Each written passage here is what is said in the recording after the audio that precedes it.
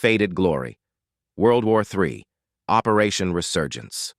Prologue. Shadows in the Forest.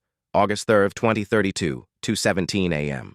The pine forests of Heilongjiang Province, China, near the Russian border, were shrouded in darkness.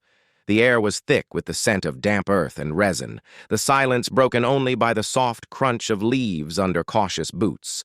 Colonel Alexei Volkov, a 48-year-old Spetsnaz veteran with a scar tracing his jaw from a Chechen skirmish, led an elite Russian assault team through the trees. His men, faces blackened with camouflage paint, moved like phantoms, their suppressed rifles glinting faintly in the starlight. Their target was Suifenhe Air Base, a critical hub of China's Northern Theater Command, 40 kilometers southeast of Mudanjiang. Volkov's pulse quickened, not from fear, but from the weight of the moment. This was no ordinary mission. At 2:23 a.m., his team struck with surgical precision. Chinese sentries fell silently, their radios dead before they hit the ground. Communications lines were cut, and the control tower was seized in under 3 minutes. The base's skeleton crew, unprepared for a pre-dawn raid, was overwhelmed. 4 civilian cargo planes, rerouted from their paths over the Sea of Japan, descended under radio silence. Their landing lights pierced the fog as they touched down on Suifenhe's tarmac. Russian troops poured out, hundreds, then thousands, unloading crates of drones, rifles, and anti-tank missiles. Barricades rose, and within an hour the airbase was a Russian fortress. This was no isolated strike. It was the opening gambit of Operation Resurgence, a clandestine Russo-Chinese plan to redraw Asia's borders and challenge global power. The invasion of Heilongjiang had begun, and with it, the first tremors of a war that would engulf the world. Chapter 1. The Fallen Bear. Russia in 2022 was a nation in collapse. The failed invasion of Ukraine had cost 200,000 soldiers, billions in equipment, and the country's standing on the world stage. Sanctions crushed the economy, and the ruble became near worthless.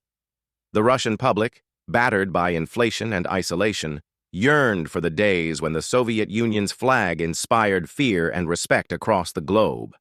In late 2026, Viktor Morozov, a 42-year-old former FSB deputy with a razor-sharp mind and a voice that could ignite crowds, seized power in a swift, bloody coup. His fiery speeches promised a return to greatness, and over 6 years, he transformed Russia's military. With billions in loans from China, he procured drones, T-14 tanks, S-500 air defense systems, and naval warships, bridging the gap while Russia rebuilt its domestic arsenal.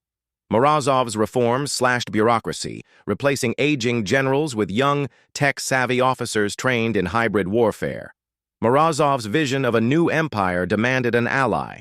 In Beijing, Premier Jiang Wei, 58, saw a historic opportunity. China's economy, strained by trade wars with the West and growing unrest over inequality, needed a bold stroke to reassert dominance.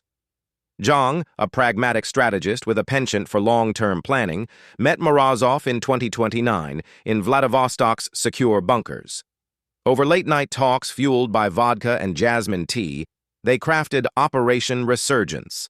Russia would seize Heilongjiang, securing its oil, gas, and strategic depth, while China would later invade Taiwan, exploiting a distracted West. They gambled that the United States, fractured by political polarization and economic strain, lacked the resolve for a two-front war. President Emily Harper, elected in 2028 on a platform of domestic reform, faced a divided Congress and a public weary of foreign entanglements. Her administration prioritized climate initiatives and economic recovery, dismissing Russia as a spent force. Morozov and Jiang believed she would hesitate, leaving Asia to their mercy. The world stood on a knife's edge, and they were ready to tip it. Please like and subscribe to learn more.